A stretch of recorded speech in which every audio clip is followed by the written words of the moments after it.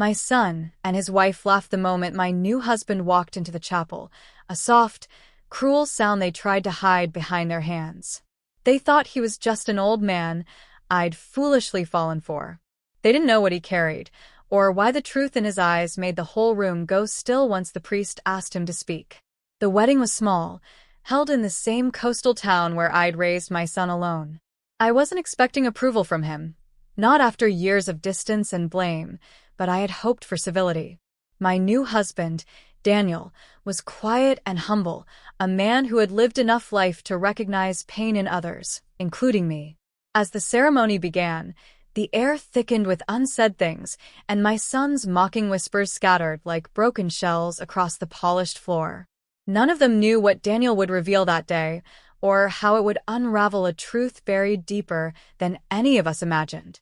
The chapel smelled faintly of lilies and old wood polish, the kind of scent that clings to memories more than it does to air. Sunlight pressed through the stained glass windows in quiet reds and blues, gentle enough to soften even the sharpest edges of the morning. I stood near the front, smoothing the hem of my dress with hands that wouldn't stop shaking. Somewhere behind me, a door opened. Daniel stepped inside. He walked slowly, the way men do when they've lived long enough to be careful with their steps. His silver hair caught the colored light, turning him almost translucent for a moment, a soft silhouette moving across the aisle. Before the warmth could reach me, I heard it. A whisper. A snicker. My son. And his wife. Their smirks didn't bother hiding. The sound of their amusement floated forward, brushing the back of my neck like a cold finger. Shame prickled under my skin. They saw an old man. Someone too weathered. Too quiet. Too beneath them. Daniel glanced toward them only once. No glare. No hurt.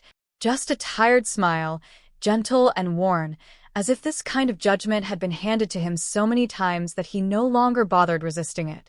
He kept walking, and I tried to breathe. The ceremony began, but the air had already changed. Their whispered jokes, just loud enough to carry, clung to the pews like dust stirred up from old corners. I felt every word they weren't saying. She could do better. What is she thinking? Why him? Even if the words themselves stayed behind cupped hands and tilted heads. I tried to focus on my vows, each one trembling on my tongue. But the shame slipped under my ribs, tightening my breath until the room blurred at the edges. All the quiet confidence I'd felt that morning cracked like thin ice under too much weight. Then Daniel reached for my hand. Just one steadying squeeze. Warm. Sure. The simple kind of reassurance that doesn't ask for anything in return. My eyes lifted to his, and for a moment the chapel hushed. The colors on the stained glass softened around him. His expression was calm, almost peaceful, like he'd steadied storms bigger than this before. The priest asked him to speak. A hush swept through the room, the kind of hush that reveals more than it hides. Daniel stepped forward, his fingers brushing the edge of the podium. He cleared his throat, and the sound carried a weight I didn't understand. Something shifted in the air, a subtle tightening, a quiet expectation. My son leaned back in his pew, the smirk still lingering at the corner of his mouth. His wife nudged him, though she watched Daniel now with feigned boredom mixed with a hint of curiosity. The guests sat straighter.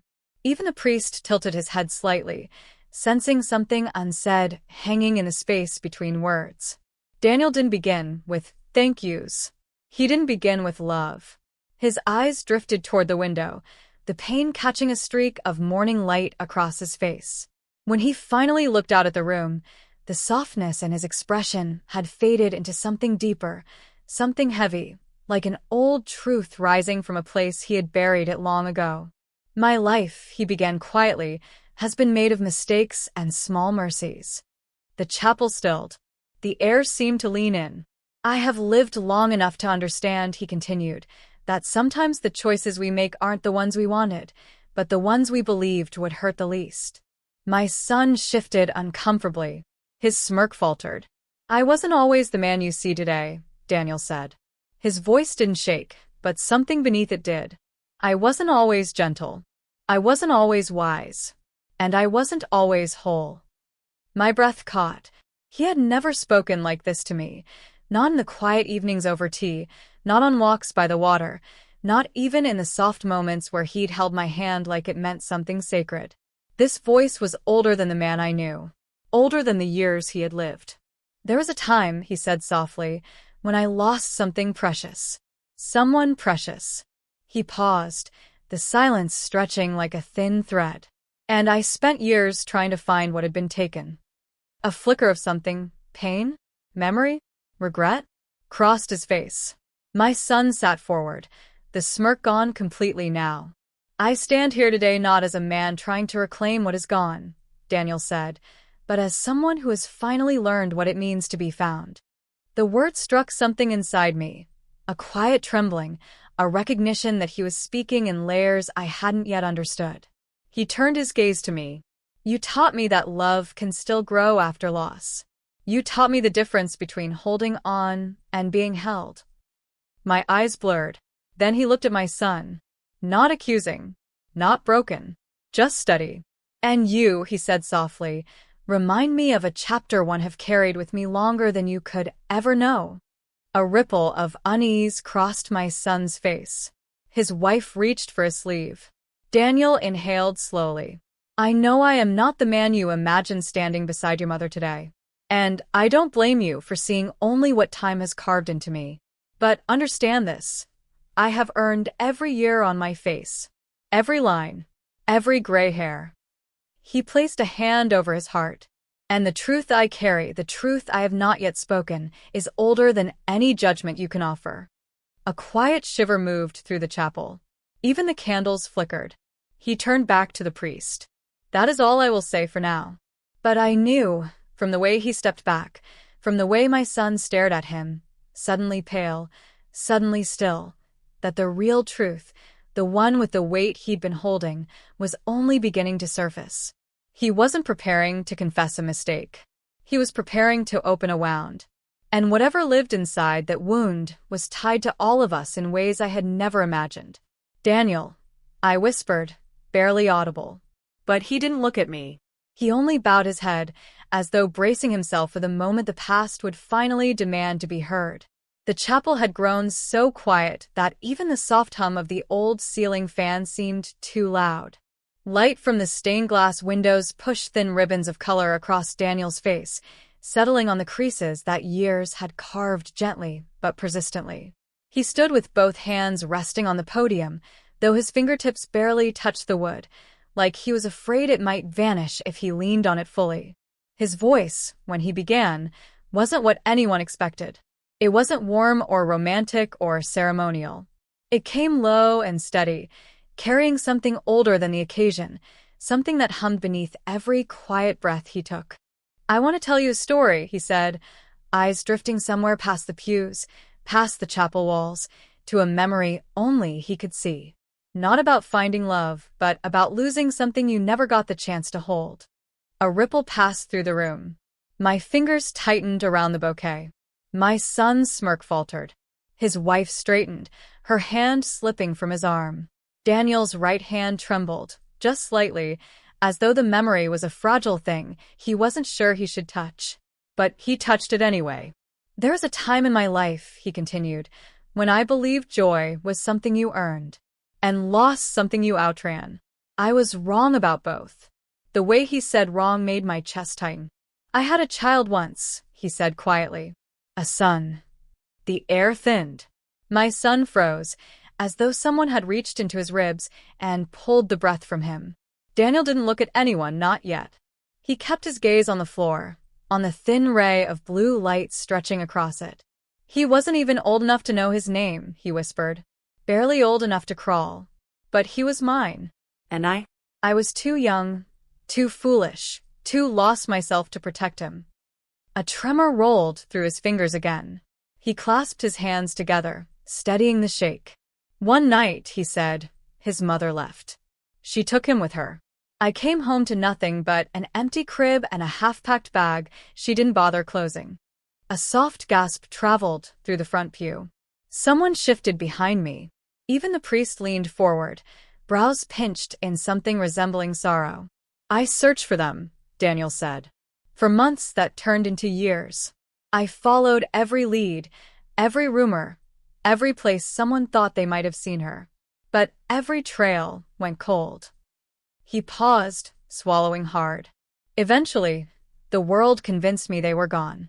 That whatever future I might have had disappeared with them. Silence settled again, heavier this time.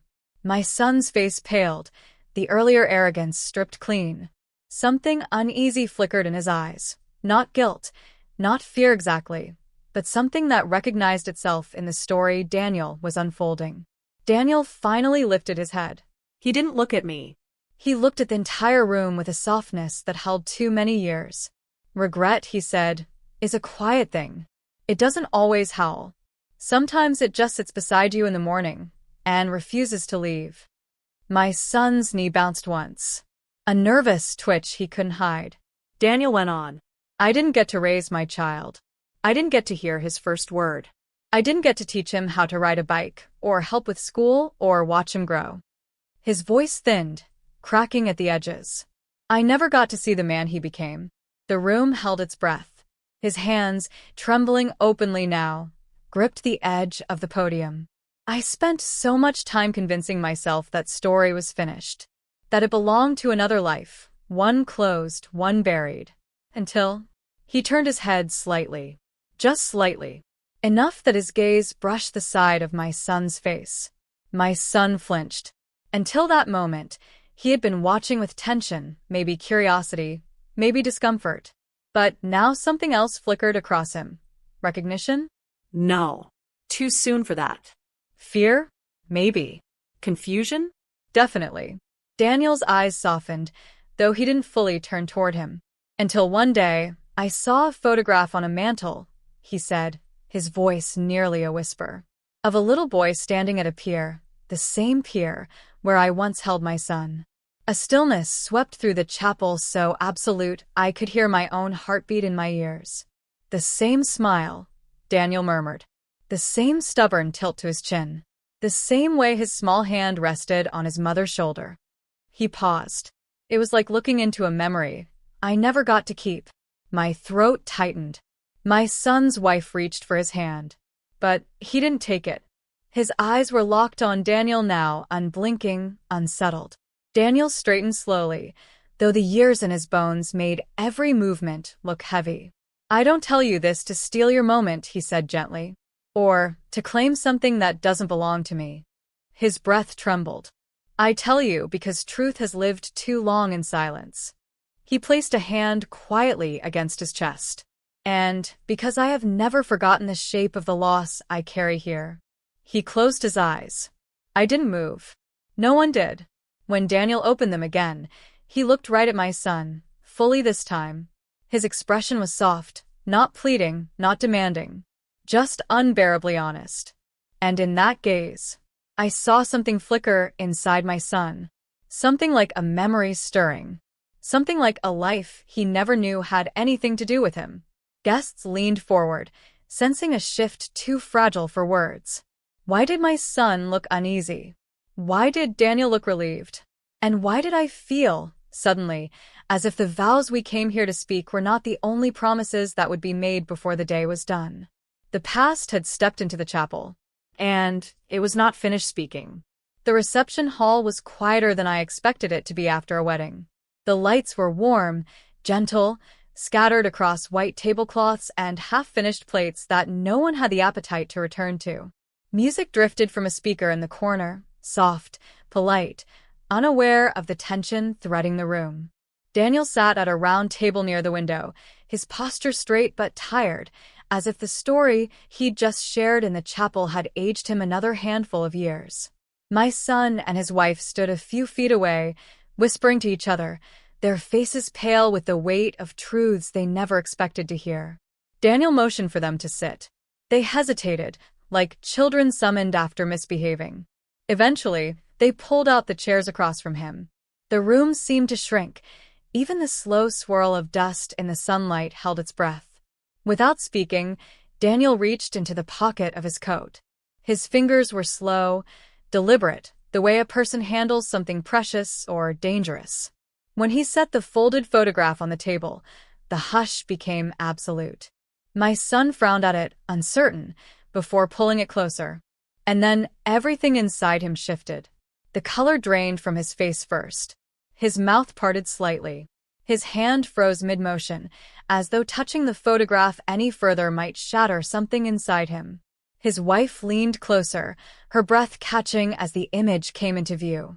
It was a picture I remembered well, one I kept in a wooden frame on my mantel for almost 20 years. My son at 4 years old, wind whipping his small jacket sideways. A mischievous smile as he held a seashell up to my face. The pier behind us. My hair a mess. His laughter caught in the blur of movement. A moment frozen in time, warm, ordinary hours. It can't be, my son whispered. His voice had lost all the sharpness it carried earlier. All the mocking. All the certainty. It trembled now, thin as paper. Daniel folded his hands. It's the photograph I carried for years while I searched for my son. My son swallowed. But this is me. Daniel nodded, grief threading through the simple motion. The resemblance, the timing, the story Daniel told, all of it collided inside the small circle of that table.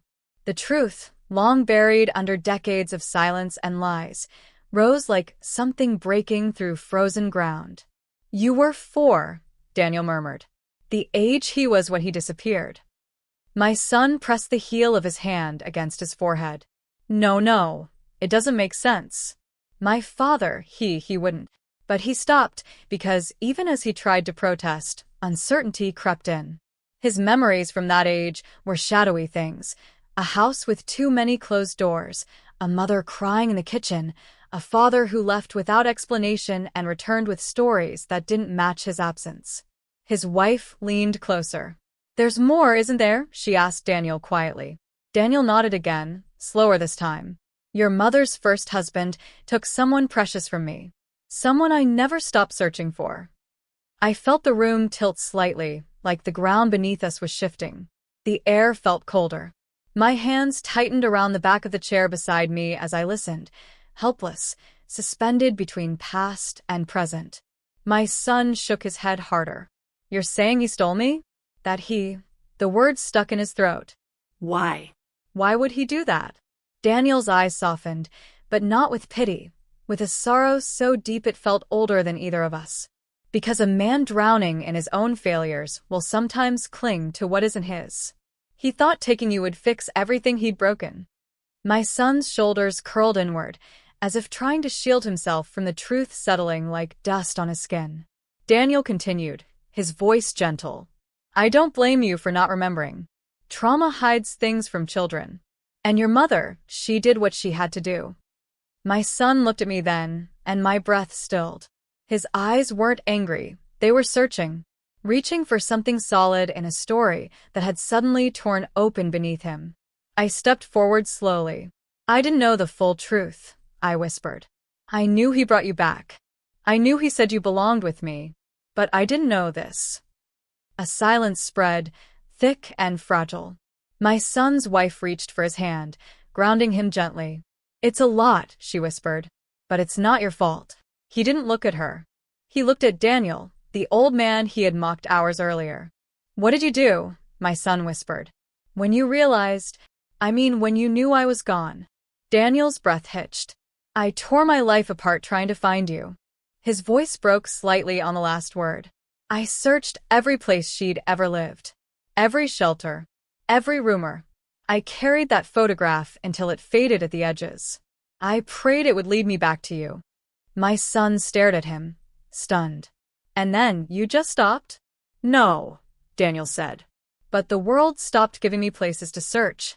After a while, even hope runs out of places to stand. The truth sat between them, heavy and warm, like a long-lost heartbeat finding its rhythm again. My son's fingers brushed the edges of the photograph. His voice was barely audible when he spoke again. Why didn't she tell me? Mom. Why didn't he? Why did everyone bury this? I think, Daniel said softly, because the truth would have broken you sooner. They wanted to protect you. Maybe themselves. A small, painful laugh escaped my son's throat, hollow, trembling. Protect me from my own life. The guests around us whispered quietly, unsure whether to watch or look away. Some wiped tears. Some stared as though witnessing something sacred and impossible. I touched my son's shoulder gently. He didn't pull away. Your father hid this truth, I said. Not because it belonged to him, but because he was afraid of losing you. My voice cracked.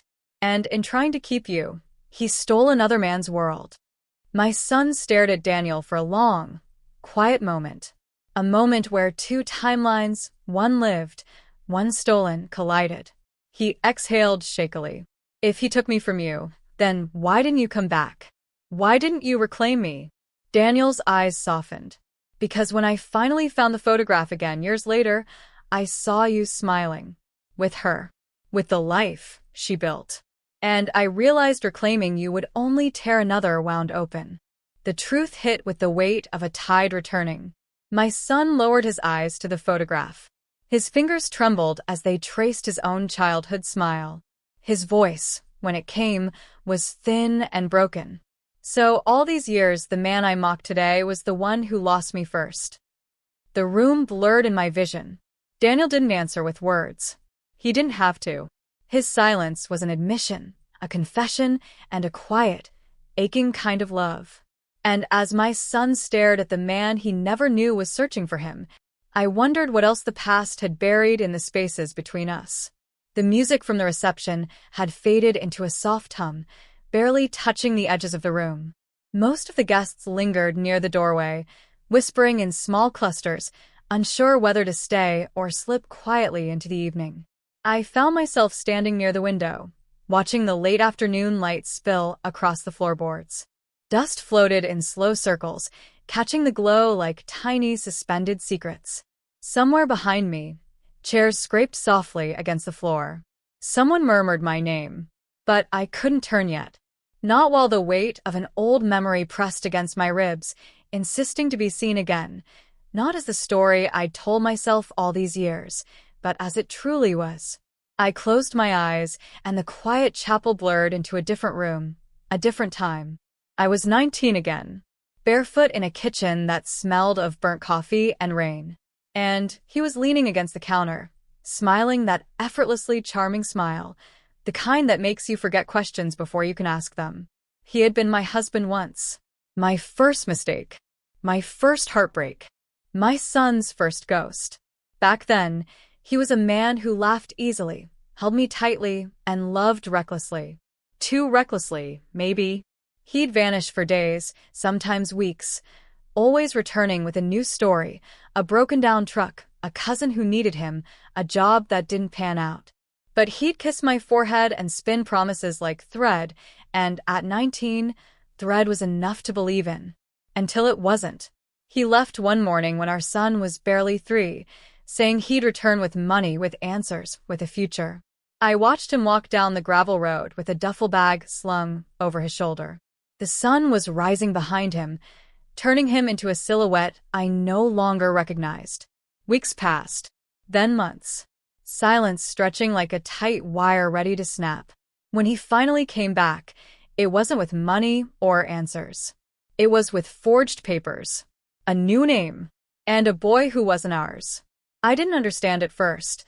The way he kept glancing out the window, the frantic way he packed bags I didn't know he had, his breath sharp and uneven like he'd been running from something bigger than himself. "This is our chance," he'd whispered, shoving documents into my hands. "We leave tonight." But the photographs didn't match the names. The seals were smudged. The signatures were wrong. And the little boy clinging to his coat wasn't ours. He wasn't anyone we knew. He looked at me with pleading eyes, eyes I had once trusted with my whole future. "Just trust me," he said. "We have to go." But trust had a tremor that day. A fracture. He grabbed our son, held him tight against his chest, and fled before I could even understand what fear had turned him into. The authorities were already looking for him. Word traveled fast in places where mistakes echo louder than truth. I found them 2 towns away, in a cramped motel room that smelled of mildew. And panic. My son was curled on the bed, frightened but unharmed. The other boy was asleep in the corner, small hands tucked under his chin. And my husband? He didn't fight. He just looked tired, old in a way that didn't match his age. I took my son, carried him home, and let the door close on a chapter one never wanted to reopen. But I never learned the full story. Not really. Not until today. Not until Daniel's trembling voice filled the chapel with truths I had never imagined belonged to us. Behind me, the floor creaked, a sound like an old house remembering something painful. I opened my eyes to find Daniel near the doorway, watching me with quiet understanding. His posture wasn't accusatory. It wasn't demanding. It was simply patient. My son stood a few feet behind him, clutching the photograph Daniel had shown him. His wife hovered close, unsure whether to step forward or hold back. I swallowed the knot in my throat. I didn't know, I whispered. I didn't know what he had done. Daniel's gaze softened. I believe you. But that didn't erase the truth, that the man who once held me in warm, reckless love had also stolen the child of the man I would someday marry. Had tried to run from a life he broke, carrying pieces that were never his to keep. My son stepped toward me. Mom, he said quietly, why didn't you tell me? I turned to him slowly. His eyes weren't angry. They were wounded, the kind of wound that comes from realizing the foundation you stood on all your life might have been built on someone else's story. I didn't know the details, I said softly. Your father brought you home, and he made me promise not to ask questions. He said the truth would only make things harder. He said it would destroy us. My son closed his eyes, jaw tightening. But the lie did too. I reached for his hand, but he wasn't ready. His wife rested a hand on his back, grounding him gently. Daniel moved closer, stopping just beside the table. His voice was barely above a whisper. Sometimes, he said, the past doesn't break us with what we remember, but with what we forget. My son's eyes drifted to the photograph again, that small boy on the pier, smiling into the wind. A moment I had thought belonged only to us. I watched him trace the edges with his thumb, slowly, as though touching a ghost. What happens now? He asked. The question trembled in the room. Daniel didn't answer with certainty. Only honesty. Now we learn who we are to each other. Without lies. Without fear. Just truth. Even when it hurts. The quiet that followed wasn't sharp this time. It was soft. Lingering. Like the hush that comes after the first snow. My son finally looked at me. Really looked. His eyes were weary, but not closed. His voice carried a faint tremor when he spoke again. How could I have known, I whispered to him, that the man I loved at 19 had stolen a child from the man I would one day choose to marry? The lights dimmed slightly as the sun dipped lower outside. Shadows lengthened across the floor, slow, patient, reaching. And in that fading light, 3 lives stood entangled in a truth none of us had been meant to discover, yet all of us had carried for far too long. The room felt too small once my son pushed his chair back. The sharp scrape of wood across tile cut through the quiet like a blade. He stood abruptly, breath uneven, the photograph still pinched between his fingers. His eyes darted around the reception hall as though he were looking for a door, a window, any place where the truth wouldn't follow him. The lights above us flickered softly, the way old bulbs do when a storm threatens. His wife remained seated, her hands clasped tightly in her lap, watching him with a mixture of fear and heartbreak. She didn't move. She didn't speak. She simply breathed through the moment, letting it unfold like a wound she couldn't reach. I took half a step toward my son, but stopped. My legs felt unsteady. Not from exhaustion, but from the kind of helplessness that anchors a person to the floor. Daniel didn't rise. He didn't look away. He sat with his hands resting loosely on his knees, shoulders squared but softened with something that looked like surrender. He let my son's anger swirl around him, strike him, settle into the spaces he had lived with for decades. He didn't flinch. And somehow that hurt more than if he had. My son paced a tight circle near the table, his breath coming in sharp bursts. This is insane, he muttered. You can't just drop something like this and expect me to what? Understand it? Accept it? The photograph trembled slightly in his hand. His wife whispered his name, but he didn't hear her. Or maybe he did and couldn't bear to respond. I watched him, watched the years of resentment that had always lived quietly in his eyes. Resentment toward me, toward the past, toward the father who had abandoned him, twist into something raw, fragile, unarmored. "This is my life," he said, voice cracking. "My entire life. And you." He pointed toward Daniel, the photograph shaking like a leaf in wind. "You waited until today." Today. "Why?" Daniel inhaled slowly. The sound was barely audible, but somehow it reached all of us. He lowered his gaze to the table, fingers curling in on themselves. "I was afraid," he said quietly. "Afraid that knowing the truth would hurt you more than not knowing." My son laughed, a broken, incredulous sound that felt like it had scraped through his ribs to get out. "Hurt me? You think this hurts less?" Daniel lifted his eyes then, and the weight in them made even the room seem to hold its breath. "No," he whispered, "but I thought hurting you once was better than reopening every old wound." I stepped closer, unsure if I should stand beside my son or beside Daniel. I chose neither. I stayed between them, a thin, trembling line that had been forming for years without my noticing. My son's voice softened, though the anger didn't leave him. "Why didn't you tell me sooner?" he asked again, but this time it wasn't a demand. It was a plea, a whispered grief. Daniel bowed his head. "Because I didn't know if I had the right." My son blinked, confused. "The right?" Daniel's hands trembled again, a quiet, nearly invisible shake. "I wasn't there when you were born. I wasn't there the first time you said a word, or took a step. I wasn't there to hold you when you were sick or scared or heartbroken." His voice faltered. "I wasn't there when you lost your first tooth, or when you rode a bike without training wheels, or at your school plays, or for your 10th birthday, or your graduation." Each sentence landed in the space between us like stones dropped gently into water.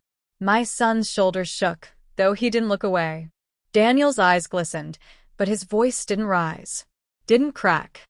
It stayed soft, gentle. The way someone speaks when they know their truth is a fragile thing. "And because of all that, I didn't know if I had earned the right to tell you who I was." My son's breath hitched. "You're saying you thought I'd reject you?" Daniel's silence was his answer. My son pressed the heel of his hand to his brow. "I don't even know what to feel." "You don't have to know," Daniel whispered. "Not today." His wife stood then, moving toward him. She touched his arm lightly, grounding him. He closed his eyes at the contact, letting her presence steady him. He turned toward me suddenly, eyes wet though he blinked heavily to hide it. "Mom, did you know? Did you have any idea?" I shook my head slowly. "No," I whispered. "I knew your father had secrets, but I didn't know they involved stealing someone else's child. I didn't know that child was the son of the man I would someday marry." My son let out a low, pained breath. The room seemed to dim then, as though the truth cast its own shadow. Daniel leaned forward slightly, hands clasped. "I didn't come here to take anything from you," he said softly. "Not your life. Not your memories. Not your identity. I came because your mother deserves honesty. And because I couldn't carry the lie any longer." My son studied him, the lines on his face, the years etched into his posture, the sincerity holding him upright. The old resentment inside my son wavered, became something smaller, something uncertain. He sank slowly into the chair beside his wife. I need time." Daniel nodded. "You can have every bit of it." Silence settled again, softer this time. Not sharp, not thick. Just a quiet pause, like the breath before forgiveness or the breath before walking away. My son stared at the photograph, the little boy at the pier, his own small face smiling back at him through the years. He whispered, barely audible, "He stole me from you." Daniel closed his eyes. I felt something inside me break, not painfully, but gently, like a truth finally making space for itself after being hidden too long. As my son wiped his face with the back of his sleeve, he whispered a question to no one in particular. "What words can mend a lifetime stolen?" No one answered. Some truths don't ask for answers. They only ask to be seen. The reception hall felt too full, of whispers, of eyes, of truths that no longer fit neatly inside the walls. So we stepped outside, all three of us, onto the narrow wooden deck overlooking the shoreline. The ocean wind met us immediately, sharp and cold, lifting the hem of my dress and stealing warmth from my fingertips. The sun hung low, its light thin and soft, brushing the water with fading gold. My son stood closest to the railing. His posture was tight, shoulders raised as though bracing against something heavier than the wind. The photograph, now folded again, trembling at the edges, remained clutched in his hand. His wife lingered at the doorway, giving us space but refusing to disappear entirely. I knew she wanted to be near him, but she understood something sacred was unraveling out here, something she could not yet touch. Daniel walked slowly to my son's side. Not too close. Not enough to crowd him. Just near enough that the words could reach, without forcing their way in. For a long, fragile moment, no one spoke. The only sound was the ocean pushing itself against the sand, again and again, as though trying to wash something clean. Finally, Daniel exhaled. It came out uneven, the breath of a man who had held too much for too long. I searched for him, he murmured, eyes on the horizon. Longer than I searched for my own sense of peace. My son didn't turn. He didn't move. But I saw the way his grip tightened around the photograph. Daniel continued, voice low, steadying itself on the truth. After your mother left, she took him. My son. She vanished into a life she thought she could manage without me. His gaze drifted downward. I spent the first year chasing shadows, following names that meant nothing, faces that were not his. The wind tugged at his jacket, flattening the fabric against his frame. Widower, wanderer, a man who had lost too much, but learned to carry the emptiness. I slept in my car sometimes, he said. Other times in cheap motels. I'd wake up thinking I'd heard his cry. I'd check every hallway, every alley, as though grief could bring him back. My son's jaw clenched. I kept that photograph, Daniel said quietly. The one you're holding. I kept it until it faded, until the edges wore thin. He swallowed. And then one day, after so many years, I realized I was searching for a ghost. A child who might never grow old. A life that might have ended before I got the chance to save it. He paused, the truth settling between us like drifting sand. So, I buried that grief, he whispered. Not because it hurt any less, but because I believed I no longer had the right to hope. The ocean's rhythm filled the space he left, a soft and steady ache. I remarried, he said, eyes softening with memory. She was kind, patient. She taught me how to breathe without expecting loss in every corner. But grief is a quiet guest. It doesn't leave when joy arrives. It simply learns to sleep lighter. My son's fingers loosened just slightly on the photograph. Daniel's voice gentled. Then she died.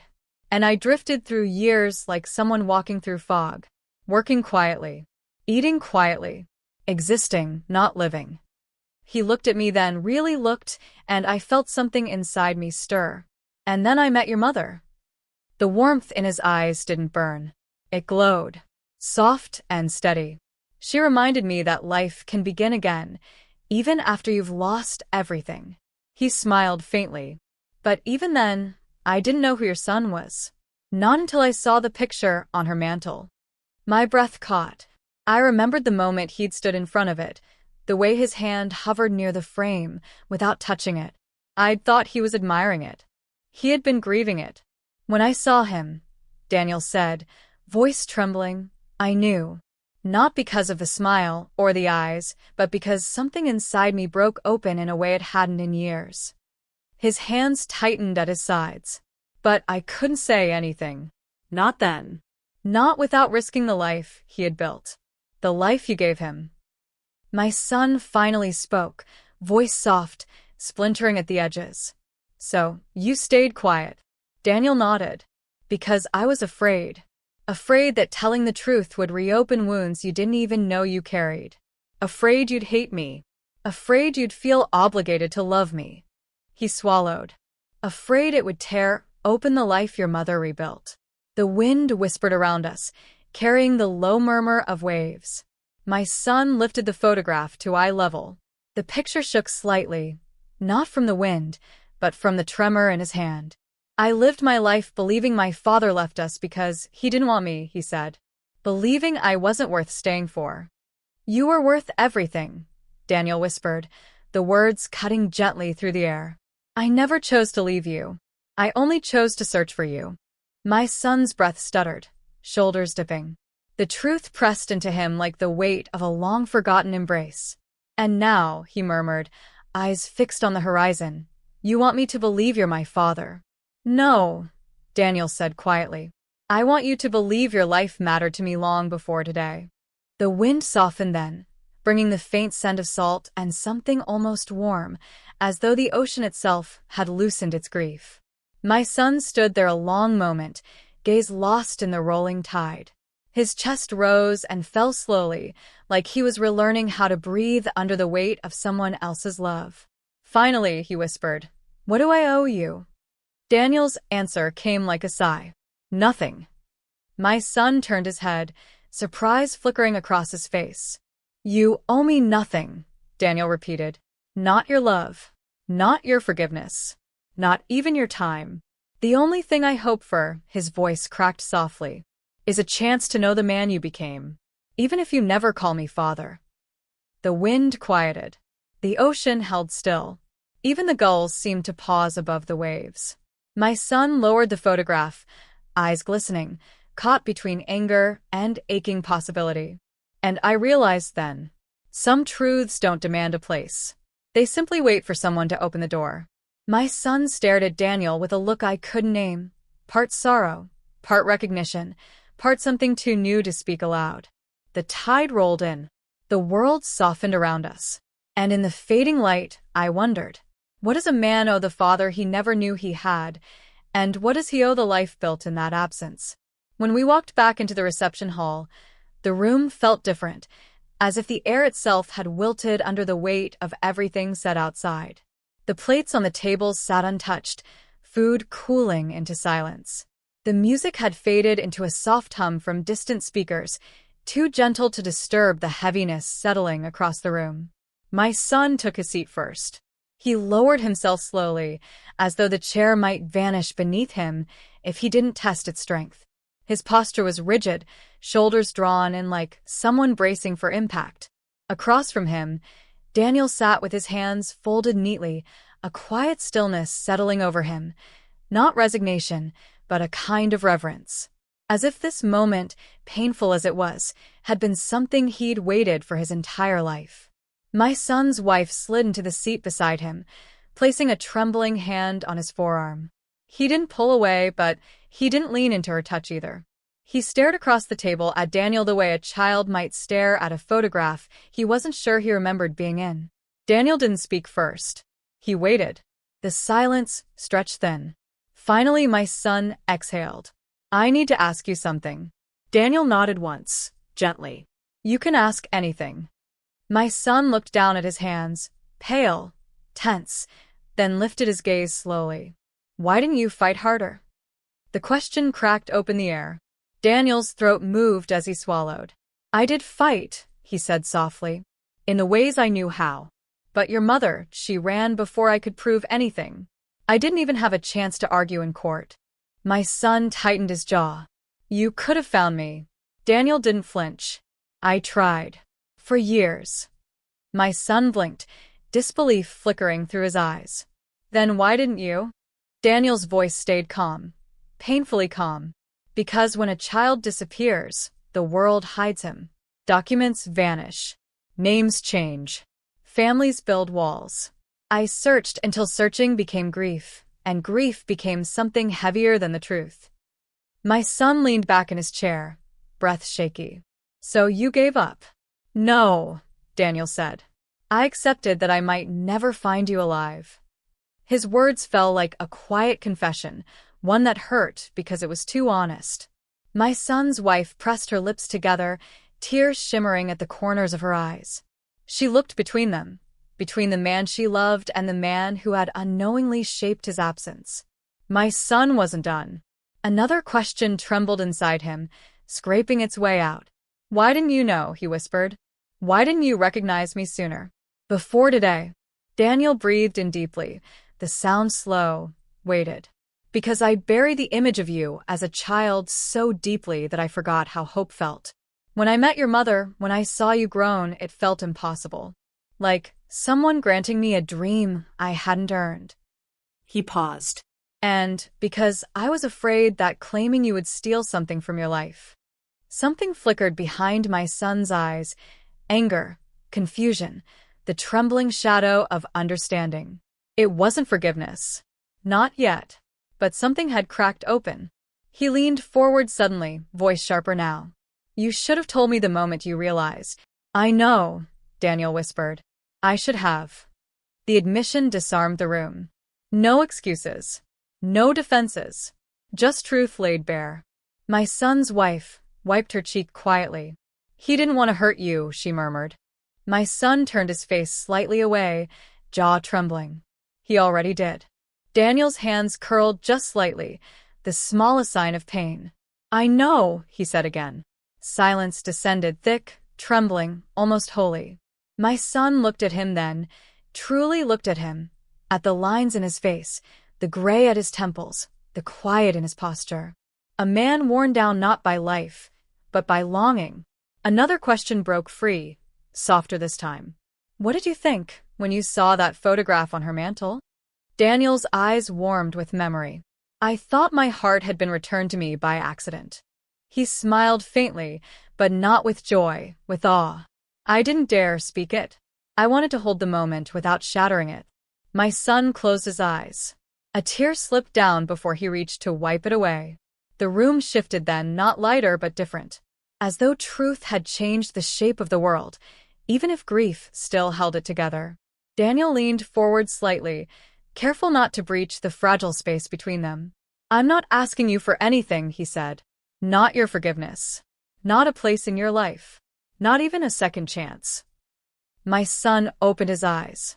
"I'm only offering you my truth," Daniel whispered. "What you do with it is yours to decide." My son sat very still. His wife squeezed his hand, grounding him. He stared at Daniel as though trying to imagine a life where this man had been there, teaching him how to ride a bike, holding him through fevers, standing at school plays, cheering at graduations. A life he never got. His voice broke softly. "I don't know if I can forgive you." Daniel nodded. "I understand. I don't know if I want a relationship with you," my son added, eyes shining with conflict. "That's your choice," Daniel replied gently. Another silence settled, not heavy this time, but tender, like a blanket laid over something fragile. My son looked down at his hands, then at the photograph still lying folded on the table.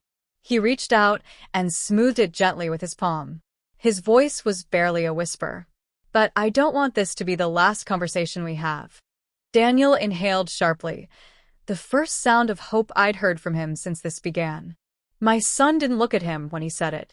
He didn't need to. His wife's quiet sob broke the moment, soft and relieved. I watched them. The man I raised, the man who had lost him, the wife caught between generations of wounds, sitting in the same room, breathing the same air, for the first time in their tangled lives. The plates on the table had gone cold. But something else had begun to warm. Forgiveness hadn't arrived, but possibility had. And sometimes, that's the first quiet step toward healing. Daniel reached into the inner pocket of his coat with a care that made the room fall still. His movements were slow, deliberate, the way someone handles something fragile, something that has lived too long in the dark and isn't ready for the light.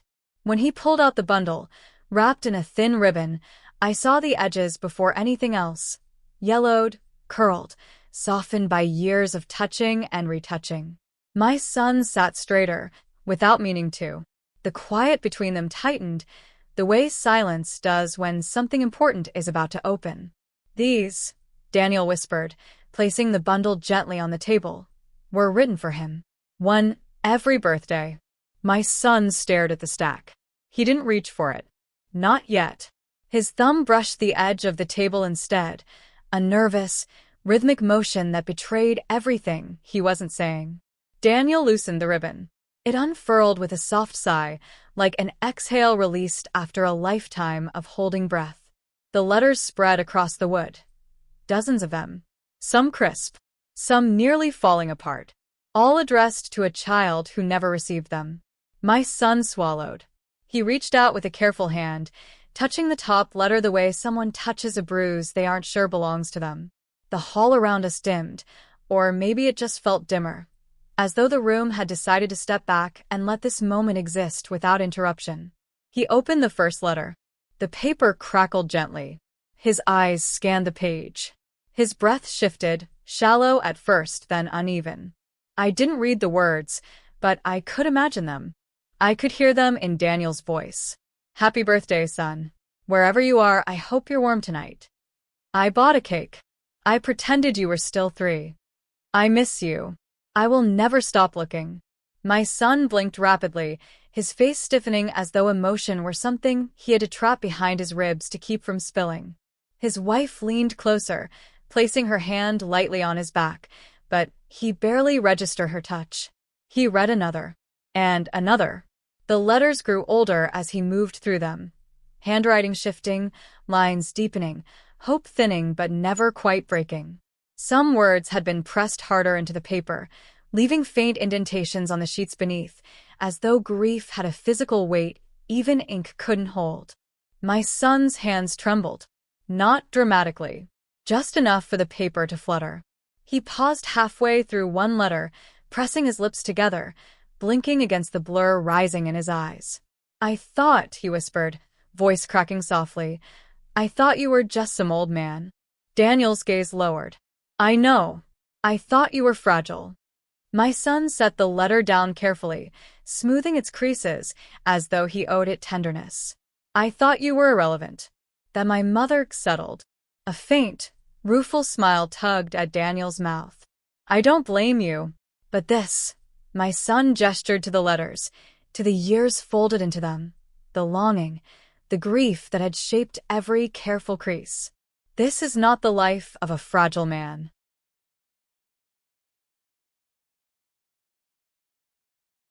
You're welcome, he said softly.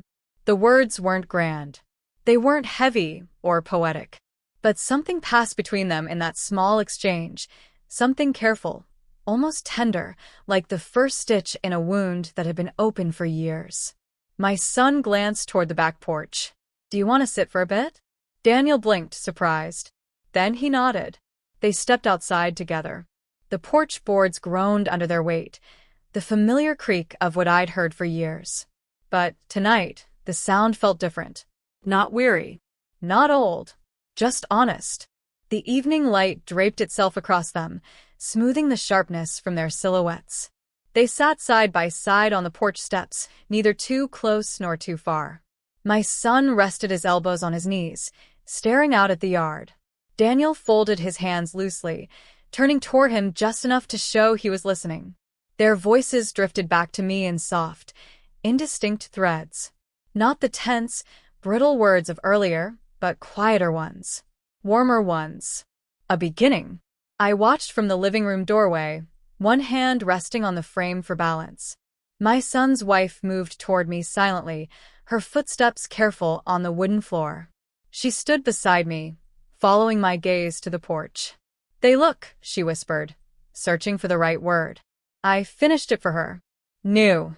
She nodded, a small, relieved smile touching her mouth. For weeks, months even, she had watched the tension twisting inside my son, watched him swallow his resentment like something sharp. She had held him through the nights when he thought he'd been abandoned by every father figure he'd ever been given. And now she watched something loosen in him. Something release. Maybe not fully. Maybe not permanently. But enough. Her hand brushed lightly against my arm. He needed this more than he ever said, she murmured. The porch light flickered on, casting a warm glow over the two figures outside. My son laughed at something Daniel said. Not a loud laugh, not a careless one, but a small, surprised sound that seemed to startle even him. Daniel smiled in response, the kind that creased his eyes gently, as though the moment were a fragile gift he didn't quite know how to hold. The yard was quiet around them. Crickets hummed. A breeze rustled through the trees. The porch swing swayed just slightly, moved by air rather than touch. It felt like watching two timelines braid themselves together, slowly, unevenly, but undeniably. My son's wife leaned her head against my shoulder. "Do you think they'll be okay?" she asked. I whispered. "They're learning how to be." Outside, my son shifted, turning toward Daniel fully now. I couldn't hear the words, but I saw the way Daniel's face softened, the way his eyes shone with something like disbelief. I saw the way my son nodded, as if making a promise he wasn't yet ready to name. A promise to try. A promise to let something grow. The porch light hummed quietly overhead. "I never imagined this," I said softly. His wife smiled. "Life rarely asks our permission before changing." We stood together in the doorway, watching the two men, one who had raised my son, one who had lost him, stitched into the same moment by something fragile and sacred. Outside, the last edge of sunlight lingered on the horizon, slow and tender. My son leaned back on his hands, eyes softer now, shoulders less guarded. Daniel glanced toward him with a quiet gratitude I could feel even from inside the house. For the first time, they looked less like strangers standing on opposite sides of a missing history. They looked like two people learning how to meet in the middle of it. My son's wife slipped her hand into mine. "This is a start," she whispered. "Yes," I breathed. "A start." And as I watched their silhouettes framed by the porch light, threaded together by the possibility of something new, I felt the question rise gently in me. Could a wound this old finally begin to heal?